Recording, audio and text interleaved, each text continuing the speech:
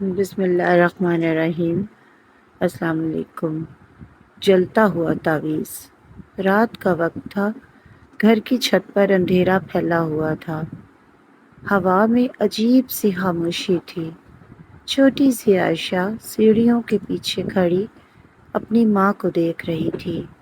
اس کی ماں مٹی کے ایک برتن میں کچھ جلا رہی تھی۔ کاغذ جلنے کی بو پورے ماحول میں پھیل رہی تھی۔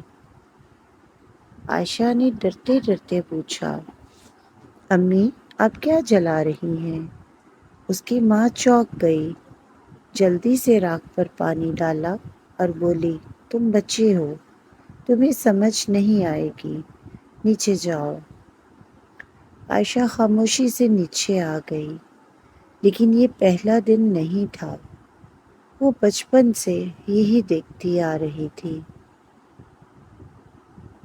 کبھی کوئی تعویذ، کبھی کسی کے نام کا کاغذ، کبھی کالے دھاگے، کبھی عجیب سی بدبو والا دھواں۔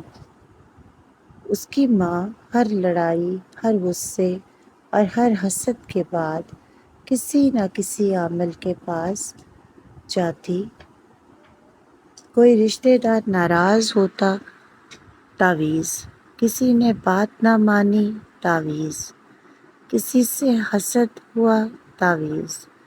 پھر رات کو چھت پر جا کر وہ تعویذ چلاتی اور عجیب الفاظ پڑھتی رہتی۔ عائشہ جیسے جیسے بڑی ہو رہی تھی، اسے سمجھ آتی جا رہی تھی کہ یہ سب غلط ہے۔ وہ قرآن پڑھتی تھی، حدیث سنتی تھی۔ اس کے دل میں اللہ کا خوف تھا۔ وہ اکثر اپنی ماں سے کہتی، امی یہ سب شرک ہے، اللہ کے علاوہ کسی سے مدد مانگنا غلط ہے۔ لیکن اس کی ماں غصے سے بولتی، تم مجھے دین سکھاؤ گی؟ میں دنیا دیکھ چکی ہوں۔ عائشہ خاموش ہو جاتی۔ اس کے والد بیرون ملک تھے۔ وہ بہت محنت سے پیسے بھیجتے تھے۔ گھر میں کبھی کسی چیز کی کمی نہیں تھی، لیکن آدھے سے زیادہ پیسے عاملوں، جعلی بابوں اور تعویذ گندوں پر خرچ ہو جاتے۔ وقت گزرتا گیا، پھر اچانک ان کے گھر کی خوشیاں ختم ہونے لگیں۔ اس کے والد بیمار رہنے لگے، اتنے بیمار کہ کام چھوڑ کر پاکستان واپس آنا پڑا۔ انہوں نے چھوٹا سا کاروبار شروع کیا، لیکن نہ جسم میں طاقت تھی، نہ قسمت ساتھ دے رہی تھی۔ ادھر دونوں بیٹے بھی بگڑتے جا رہے تھے، نہ پڑھائی، نہ ادب، نہ ذمہ داری۔ گھر میں لڑائیاں بڑھ گئیں، سکون ختم ہو گیا، پیسہ ختم ہونے لگا، برکت اٹھ گئی۔ عائشہ سب سمجھ رہی تھی۔ ایک رات وہ چھت پر گئی تو اس کی ماں پھر تعویذ جلا رہی تھی۔ آگ کے شعلے اس کے چہرے پر عجیب سائے بنا رہے تھے۔ عائشہ اس کے سامنے بیٹھ گئی، امی بس کر دیں، اللہ کے لیے بس کر دیں۔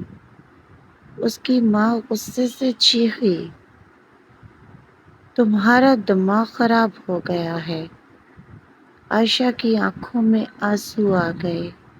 وہ بولی، امی ابا بیمار ہیں، گھر تباہ ہو رہا ہے، بھائی نافرمان ہو گئے ہیں، یہ سب مکافات ہے۔ آپ دوسروں کے لیے جو آگ جلانا چاہتی ہیں وہ ہمارے گھر تک پہنچ گئی ہے۔ ماں نے اس کی ایک نہ سنی۔ چند مہینے کے بعد عائشہ کے والد دنیا سے چلے گئے۔ گھر میں قیامت ٹوٹ پڑی۔ اس کی ماں دیواروں سے لگ لگ کر روتی تھی، لیکن بڑا بیٹا پھر بھی بے فکر تھا، ذمہ داری سے بھاگتا۔ ایک دن عائشہ نے پھر اپنی ماں کے ہاتھ پکڑے۔ امی، اللہ ابھی بھی معاف کر سکتا ہے، تعویذ چھوڑ دیں، عامل چھوڑ دیں، توبہ کر لیں۔ ماں نے غصے سے ہاتھ جھٹک دیے۔ اسی رات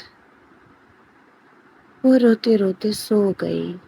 پھر اس کی ماں نے اس رات ایک خوفناک خواب دیکھا۔ چاروں طرف آگ تھی، چیخیں تھیں، دھواں تھا۔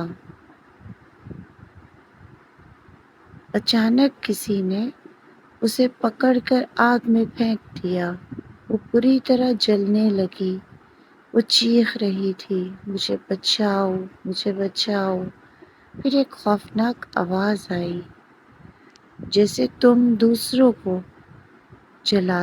جلانا چاہتی تھی، آج تمہاری باری ہے۔ وہ چیختی ہوئی اٹھ بیٹھی۔ اس کا پورا جسم پسینے میں ڈوبا ہوا تھا۔ سانس کانپ رہی تھی، دل زور زور سے دھڑک رہا تھا۔ وہ فوراً جائے نماز پر گر گئی۔ پہلی بار اس نے سچے دل سے اللہ سے معافی مانگی۔ وہ بچوں کی طرح رو رہی تھی، یا اللہ مجھے معاف کر دے، میں بہت گناہ گار ہوں۔ صبح ہوتے ہی وہ عائشہ کے پاس آئی، اس کے ہاتھ پکڑ کر رونے لگی۔ بیٹی تم ٹھیک کہتی تھی، میں بہت غلط تھی، میں نے اپنا گھر اپنے ہاتھوں سے تباہ کیا۔ عائشہ نے اپنی ماں کو گلے سے لگا لیا۔ وہ دن ان کی زندگی بدلنے کا دن تھا۔ گھر سے تعویذ ختم ہو گئے، عاملوں کے نمبر مٹا دیے گئے، نماز شروع ہو گئی، قرآن کی تلاوت ہونے لگی۔ پھر آہستہ آہستہ اللہ نے ان کے گھر پر رحمت برسانی شروع کر دی۔ بڑا بیٹا بدل گیا، نوکری کرنے لگا، ذمہ داری اٹھانے لگا۔ چھوٹا بیٹا پڑھائی میں اچھا ہو گیا، گھر میں سکون واپس آ گیا۔